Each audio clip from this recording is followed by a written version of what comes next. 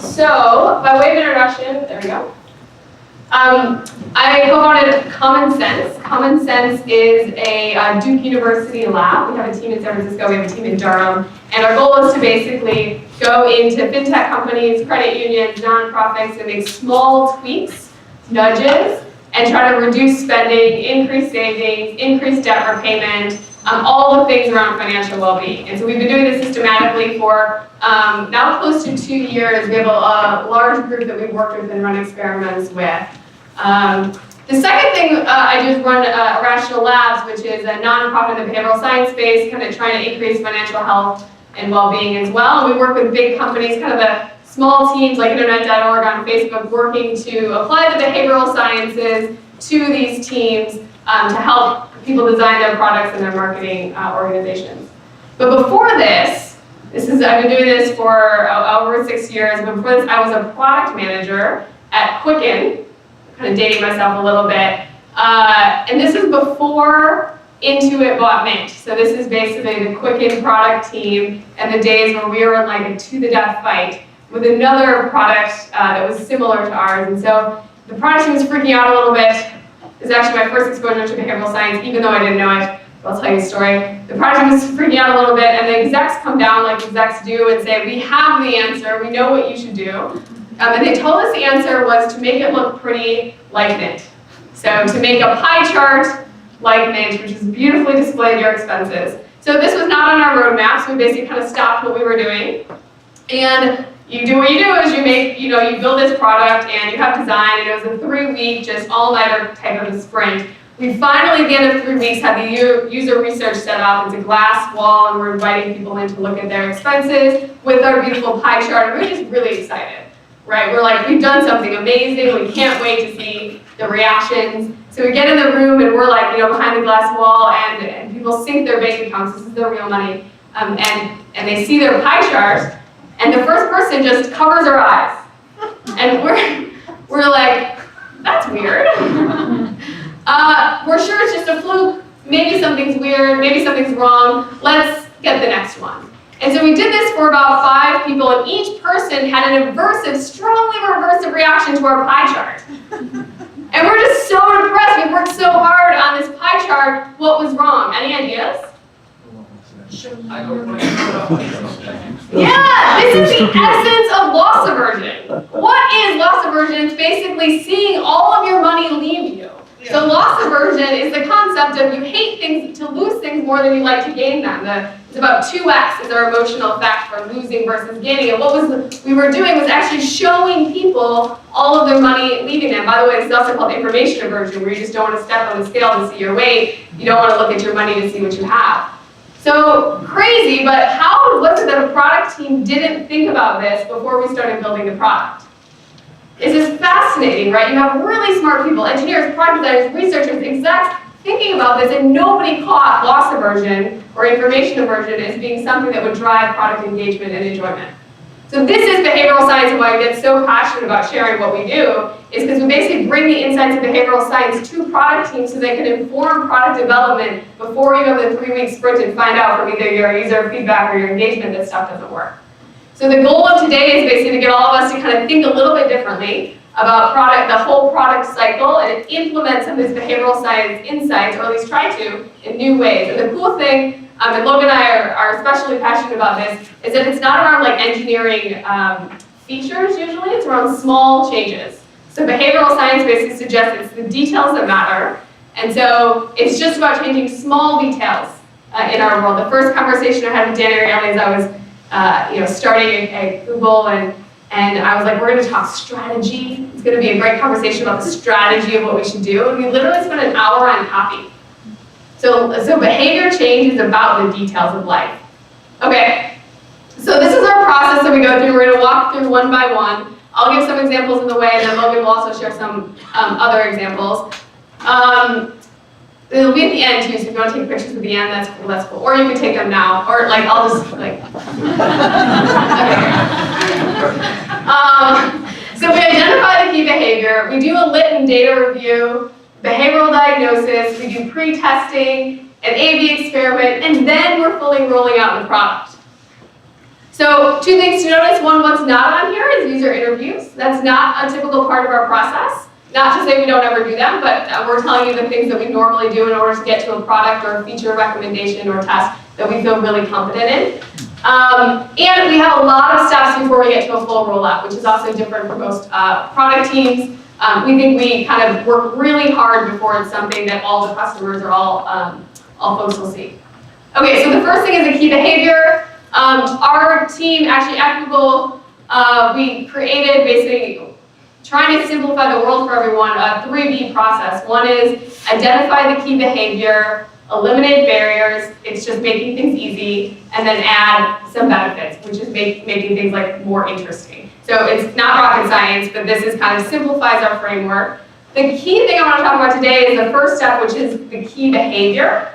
So the key behavior is the thing that most people get wrong, and it's really interesting because if you think about behavior change, you actually have to start with the behavior. Right? You're like, what do you want to figure out the behavior that you want to change in the behavior change process. And so figuring out the key behavior, though, is really sticky for teams. And one of the reasons is, there's a lot of reasons. One of them is, if you were to ask all the people on your team what is the behavior you want to change, and you'd sit them down and interview them, what would they say? They would say something different from each other. So if you can, as a product team, agree on what the key behavior is, and I'm not talking something generic, I'm talking very, very specific, then how is the user going to know what to do? So we spend a lot of time on this step identifying what we call an uncomfortably specific key behavior so that you know what people should be doing.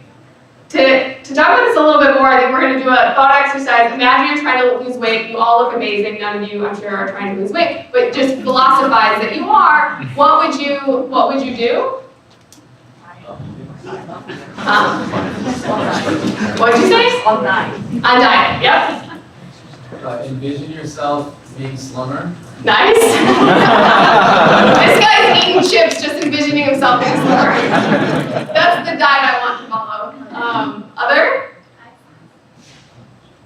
Shout it out. Get a funhouse mirror. Funhouse mirror, got it. Exercise. What type of exercise? Cardio. Cardio, weightlifting. Other things, you guys are like, it feels like no one's ever tried to do, like I'm the only one who's ever tried to lose weight. What? Eat less. Eat less, great. Huh? Pills. I made that up, I don't know if someone said that. What? Juice cleanse. Juice cleanse, okay. So you guys are more creative than most of the folks that I asked this question to. Most people have two answers. One is eating and one is exercise. Is that right? It's kind of what we've been trained. That's what the magazines and the grocery stores tell us, and this is what we believe. But the problem with this is that countless studies show, and you can Google this, that you can't outrun a bad diet. And by the way, this is like one of these titles that we're finding here, the most catchy titles. Academics just really want us to know that exercise actually does not equate to weight loss. So of all the best available evidence on exercise for weight loss, found that physical activity has led to modest reductions. We need to rebrand this. It's not a weight loss tool. And by the way, I'm not saying exercise is not good for our health and our heart, but it just doesn't correlate with weight loss, right? And yet, most people, if pressed, would say we should exercise in order to lose weight. That's kind of what we've been trained to do.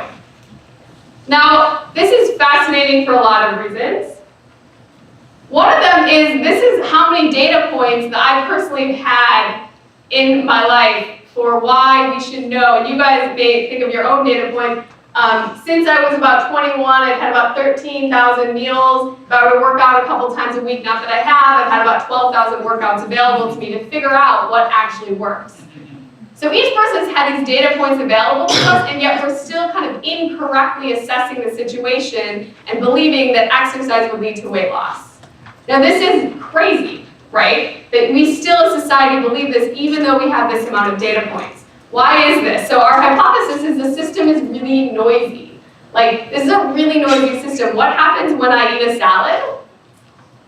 Nothing. Nothing happens when I eat a salad. So if I eat well, good for lunch, I don't actually get the feedback. What happens when I work out? You're tired. I'm tired, I sweat, my muscles feel good. Actually, I'll come back to that, well, I'll tell you now. I worked out this morning, which is also fascinating. That I know that it doesn't help, but my muscles feel actually amazing right now. So I'm getting feedback in the system that this will help me when we know from a data point that it doesn't. Now, why should you guys care about this? So a lot of you are probably trying to increase engagement, and you're trying to increase active use, and you're trying to change some behavior. And if we can get with this amount of data points something wrong, this is a real problem, right? And this is basically a promotional ad for experiments, saying that we can't really use our intuition about what works. In theory, we have to actually test it and see, does it, is it exercise, is it food, to figure out what's really going on. Because even with this amount of data points, the system is noisy. By the way, this is also a fascinating phenomenon within financial literacy. So basically, you look at America and you ask people questions about their finances, and we're highly illiterate. So, and this is not just America, but we have more data on America being financially illiterate. And then you look at financial outcomes, and you're like, financial outcomes aren't good, right? So Common Sense did a study, about a third of people have less than $500 in savings. That's replicated by a lot of other studies that say we just don't have a lot of savings. So you say people don't know about credit scores, they don't know about investing. We have really terrible outcomes. Obviously, what should we do? We should educate people about finances so they get better. So that's kind of the logic leap that we as society has made. $620 billion is spent by the government on financial literacy every year. What actually works? Not education.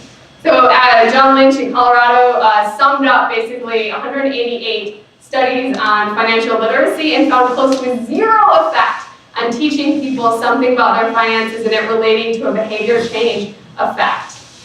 Now, the people who ran these studies aren't stupid, right? They thought that it was going to work, and yet it didn't. And so that's kind of the essence of behavioral science. We have an intuition about something, we want to change a behavior, and we don't actually know what's going on until we run an experiment to figure it out. And the idea with the key behavior is that we get to nail down kind of what behavior we want to change. So if you were just to say, does financial literacy work? We can say, yeah, if your key behavior is increasing financial knowledge. It's not that these classes are bad. People learn how to budget after the class. They just don't go and save money.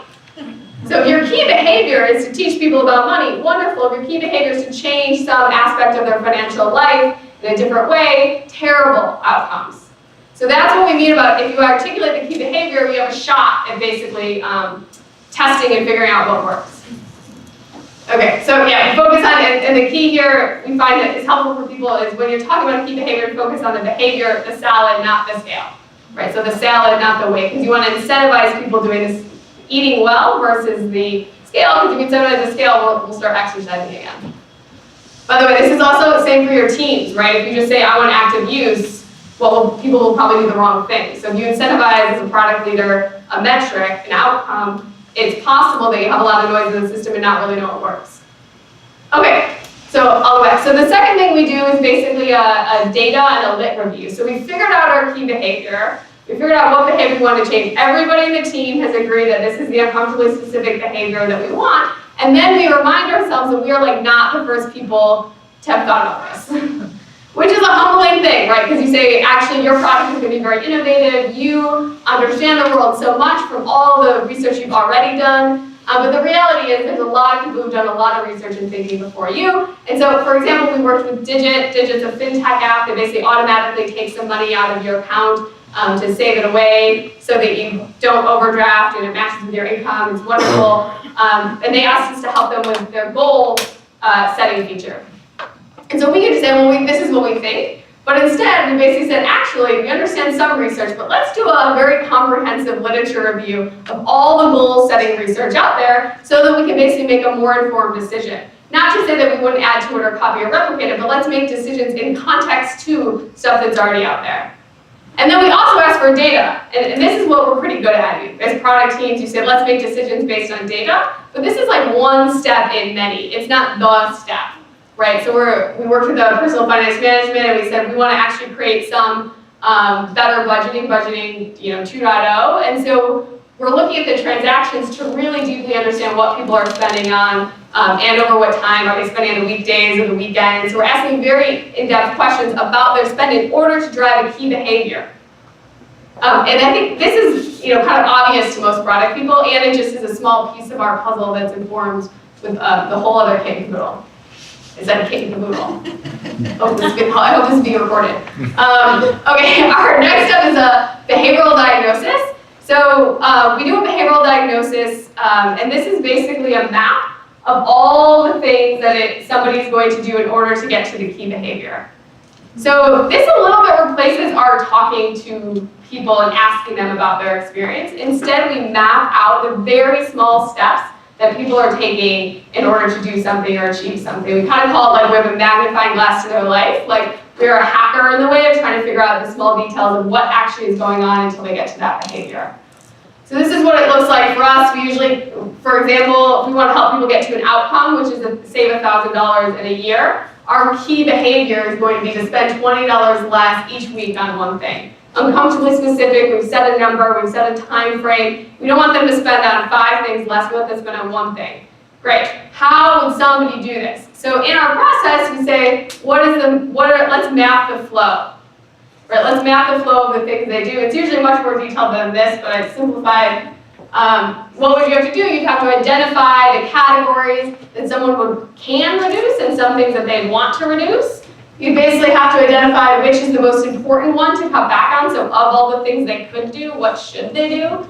They'd have to pick, someone would have to actually pick and commit to doing that. So they'd have to say, this is what I could do, this is what's the most important, now I commit to doing it. And then what would have to happen at the point of temptation or spend, they're at the store, they actually have to not go to the store or not spend. That's like a lot going on in there for somebody to actually have to do. So the app or the product or the feature would have to actually solve this flow, because this is what happens in real life. So then we map like, well, why would it be hard? I know you can't read this, but wait 1 second. Why would it be hard for somebody to do this? And we basically tag the barriers of why it would be hard onto this. So each step is mapped out, and each barrier then aligns with each step. And we say, it's just a prioritization game. Which barrier is the worst? Right? You say, well, how is this most hard for people to do, and where can we help as a product or service? For instance, so one of them was, pick how much you can cut back on, and go back to my mid days. This is what their current budget still looks like. How is this difficult? Right, this is really difficult. So the barriers would be, 1, multiple goals. So research tells us that if you have multiple goals versus one, you're less likely to attain the goals. Great, we've just figured out something from research that can kind of already improve this. Opportunity cost, right? Money is just about opportunity cost. And so if one goes up, the other must go down. That's a really complex decision. To understand that, you have to understand your personal utility in life, about how much you value something, how much you value something else, and then figure out what is today's value of that thing versus tomorrow's versus in a year. So this whole trade-off decision is very complex, and obviously then you have a lot of numbers going up there. So that is, so generally if you think about just simple worlds, this is definitely not a simple world. In the flow, you would actually then come to something like spend less in the moment, and what would you realize? How many personal finance apps are out there that help you spend less in the moment? Right, there are very few. There's very few things that actually get you at the point of temptation to do something different. So as a product team, after you've mapped the whole flow, and then you have this map, you can very clearly see, what's being solved and what's not being solved. Sometimes people can do this to their own product, and you just take the full sign-up flow in the product. Sometimes you go externally and say, if you're trying to buy a bike, how would somebody do this? Let's map the whole process until they buy a bike. Okay, we did this for Longing. I'm going to show a quick example of it. Longing is a fun app. They're basically, thanks to new regulation, you're able to tag a lottery onto savings. So basically it's called prize-linked savings. And so we're all sometimes suckers for a lottery where there's a chance to win a lot of money. This takes, obviously, a lot of consumers' money. How can we make it for good? How can we use our terrible slot machine addiction in order to help us save money? And so what they did is basically create an app. This is an outdated screenshot. They have much better ones now, but and we asked, what's the key behavior? So any ideas on what's the key behavior here? Saving. Saving. So save more and play. Yeah. So there are 2 key behaviors here. So first observation, if we say we want to get uncomfortably specific about a behavior because we're trying to do behavior change and get someone to actually do something different, we'd say, wow, let's talk to the team, but you have 2 things going on here. You don't know what the user should do. You should probably figure that out so then the user knows what to do. Because more choice is going to decrease than the likelihood that they take either of these actions.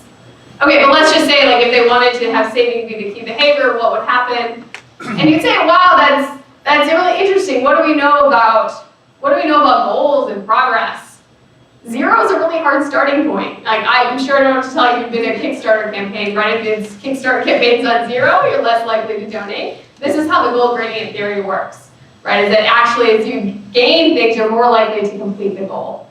So if you're starting someone on 0, you're just kind of shooting yourself in the foot. It's gonna be really hard for someone to do anything. Save more? How much more? Why? Right? Like this is the button, by the way, is a great place to put a value proposition. And right here, it's just directions on what the app wants them to do, but not what the user would want to do or what the key behavior is. Okay, we're gonna play this game for, let's just consider that their key behavior is playing, like playing the lottery. Like they've got a lot. This is actually, it was kind of very surprising, right? They have a lot going on for them because they're a lottery system, and yet they're not focused on the key benefit of how much you can win. So if we think about behavioral science, there's a lot of key principles. We have loss aversion, social proof. I mean, one of them is like time discounting of how we actually are different people today than tomorrow. Tomorrow I'm a wonderful person, today I may succumb to temptation to take the muffin. This is how we should think about benefits as product teams, is you actually want to appeal to today's self, right? You want to appeal to the person who's making a decision today. The reason you build apps is probably to help people, I'm hoping, is to help people long term, right? But today you have to help them make a decision. So with a lottery, you want to basically focus on the immediate benefit, right? This is technically called hyperbolic discounting, where we actually value things differently over time, but this is a great place to say, I'm talking to today's self, not tomorrow's. And then also, why act now? So again, tomorrow's I'll be a great person. Can you give me a reason that today is a good day to do anything? Deadlines. Wildly underused in kind of a product thing, a lot because we're afraid that people will just then not do it. But what we found is we did a test with Kiva, actually like more people with a deadline finish their loan application, right? Because it's very easy to do something later, but if you have a deadline or a reason to do it now, much easier to actually prioritize in your life. I think deadlines are like a gift to people. Okay, how much time do we have? 15. Right. Okay, pre-testing. Pre-testing is something I think probably product teams don't do enough of or at all. I haven't yet really run into a product team that does this and the way that our teams employ it. And what it basically is like, you're about to ask for engineering resources, are you sure? Are you sure the thing you want to do is gonna work? And by the way, how? So you have an idea for a feature or product that's really good, but how actually are you gonna design or develop it? And sometimes we just take the first thing that the designer pumps out and say, this is great, this is wonderful, let's get an internal round of feedback and go for it. And our team would say, actually, we don't know. We have a lot of theories, we have a lot of hypotheses, we run around lit reviews and data, but let's actually continue on and figure out what actually works. So we were launching an intervention with a credit card company and trying to get people to repay their loans. So some things from research. Actually, Katie Milkman did some very nice work on the fresh start effect. The fresh start effect basically says that today I am a new person when it is New Year's. And last year is over. Today is a new day and I'm a new person and I can eat better, actually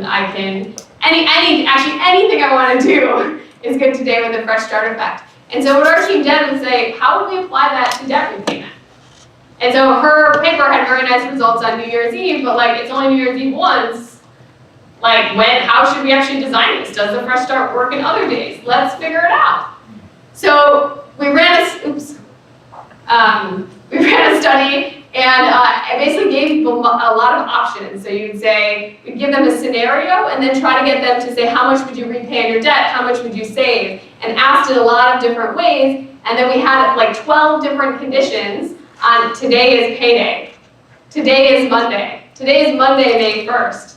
And so we kind of reframed it. What this survey does, it doesn't give us absolute values. What it does is give us a relative interest across the conditions of actually what our intuition, we're basically building intuition. And what we found was that actually Monday, so New Year's killed it, right? New Year's is gonna always kill it. It's just the day to do things. If you want to get people to rethink things, New Year's is an underused holiday. Monday really showed up well.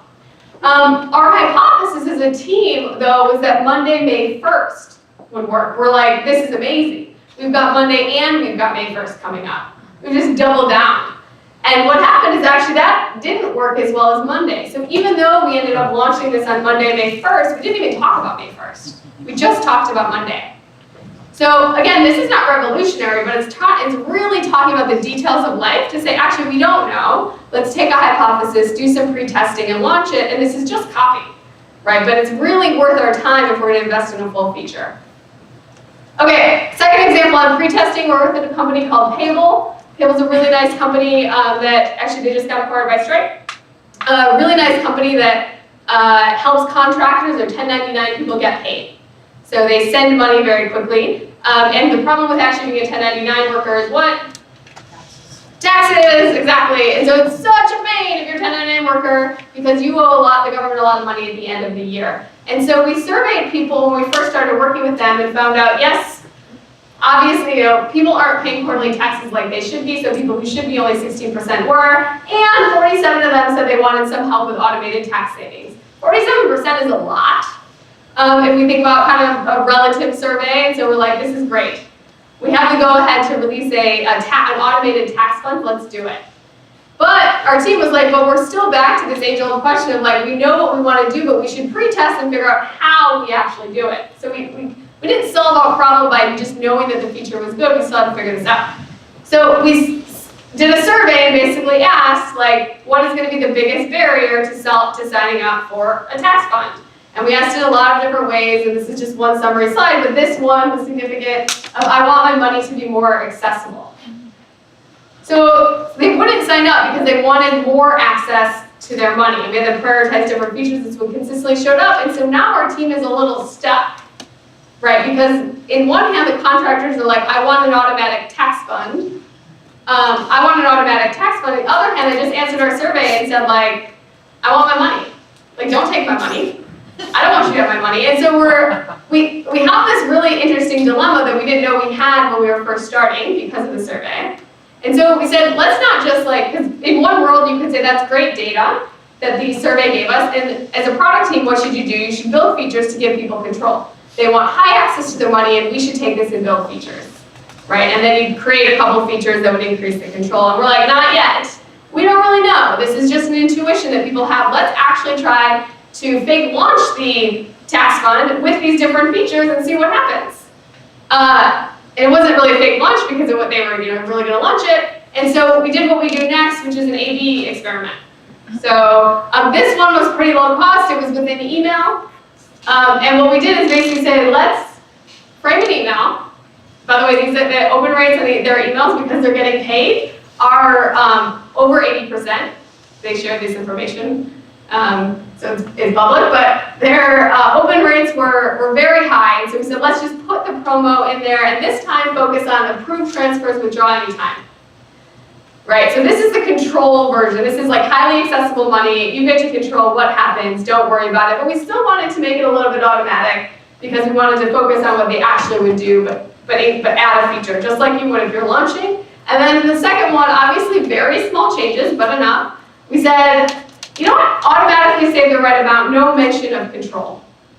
By the way, we did, and this is a really good survey tip, is we had start in 2 months, not interested. Why? Because we actually don't know if when you say not interested, if you just mean not interested today.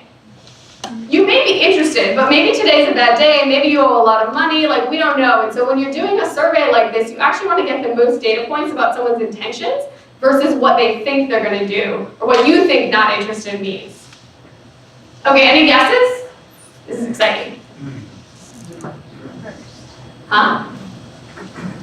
No guesses. This one. Yes. This one. Yes. Okay. You're wrong. Just kidding. Thank you for speaking up. So we had more people. So more people said, I didn't even label these graphs, but so you'll have to trust me. This is the automated one. So more people opted into the automated one. It was 15% versus 12% if we combine interested in 2 months. And overall, so awesome, 13% of people were interested in this and clicked through and then filled out our sign-up form. So that's just great data. B, we know now the team doesn't actually have to build all these features because it's not going to hurt them if they don't have these control features. Now, it's not to say that they can't build them later, or that actually when people are really forced and they see the first time that their money's coming out that something's not going to happen. But our intuition, if we just looked at what people said or one result instead of continuing a pretest, would have probably been incorrect, or at least for the first drive. Okay, I'm going to give another example of A/B testing here. So we worked with a company called CoinFlip. CoinFlip is a fun company that basically, if you have a coupon from, like, let's say ARP gives a lot of coupons, or AAA gives a lot of coupons, and then you also have a Kroger card, you have to bring the coupon from ARP into the Kroger and then tell them. And in our technology world, this seems very silly. Shouldn't Kroger know that you're an ARP member and just take it off your bill? So this is the vision for CoinFlip. It's actually very difficult, obviously, but they did it. And so now if I'm an ARP member, I swipe my Kroger card and magic happens. They know the discount is taken off. Very difficult for people to actually sign up and know this. So this is kind of incredible in the way of saying there are discounts out there. People need to get, people who are living on the line, actually these discounts are quite incredible. And most people are using coupons. Again, it's fairly difficult. So our challenge was basically, how do we increase the likelihood that somebody will take CoinFlip up on this and sign up for the product? So we use what we have is the endowment, or sorry, loss aversion. So we talked about this a little bit with Quicken, but it's basically this idea that you, if you don't, or sorry, I'll explain it with endowment since it's a mug. But if I were to have a mug and you were to have a mug, and I would ask you how much you would want to buy my mug for, I would say I would sell it for you for 2x more than you would say you would buy it. So I value the things that I own much more than somebody else does. The biggest effect of this is children. We value our children more if you own them than if other people do. This is beside the point from a product perspective. But, so the cool thing that CoinFlip had going for them was that actually people were already AAA customers and they were already Kroger customers. So like, this wasn't a sign up experiment. This was just like, take advantage of the stuff that you have. And so we use this idea that you already own something in order to actually influence the design of the email. So, and by the way, the product implications for this are big, right? Because it's how AARP, it's how AAA would talk to their members and say, this is already a benefit that you have. The whole product flow would change if it wasn't something new versus something just you already own. So these are the three. We actually did a few more conditions. They don't fit on slides as well. But one is, we should answer. No? Okay. Sign up today and claim today. Very, very small changes, right? I'm going to sign up for something or I'm going to claim it. It's already yours. We have some small text there. And then the last one here was basically saying, we have the subject line, get discounts up there, and then let's actually just be more concrete and specific and say get 20% off. Maybe that will be better. We tried a couple of variations with dollars as well. Any guesses on what worked? Middle. Yeah, I mean, I teed it up, so this time you guys are correct. The middle one worked. I did tee it up with a story. So the endowment basically increased not only the open rates, but the click rates as well. So it opened up the funnel, and then people were more likely to open it, more likely to click. Now the other finding that we have that I think is probably more helpful for CoinFlip than this one is what happened to percent, which was 20%, versus these two, which is discount. It was statistically less for both. This is surprising. So why would it be that it was statistically less? So we actually don't know, but we do know that something around like, the idea of kind of the halo effect, we just believe the discount's going to be there. And so if you like something, you're just going to go for it and continue going. So people may actually not like the concrete and specific aspect of what's going on, and instead they want to believe that the discount is actually greater than it is.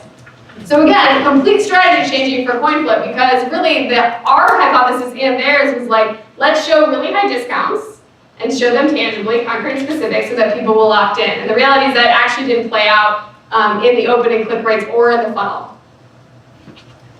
Okay, I think here we go. So kind of as a summary, our behavioral process takes a long time, but we actually are fairly confident that results in much more effective behavior change strategies and what we've seen current product teams go through. I think, if you reflect on your own team, you ask, like, do designers read lit reviews? Do marketers read lit reviews? Do product people, engineers read lit reviews? No. You're like leaving a ton on the table, right? Because you're basically leaving all the research, the treasure trove of research that's already been done before you to inform our insights. And then when we say we're actually just gonna like build something, talk to 5 people and launch it, we're also really trusting 5 humans, like 5 user interviews, instead of doing more quantitative review of actually understanding what our hypothesis is to get people to the key behavior that we're testing for. This does take a little bit of creativity. It's not easy, right? The idea of basically identifying key behavior, but what it is actually cheap, because it's not building a feature. So we tell people that this is like de-risk the whole flow, because we're actually much more confident it's going to change the behavior that you set out to change. On that note, Logan's going to give probably more fun examples than I just gave, and here we go.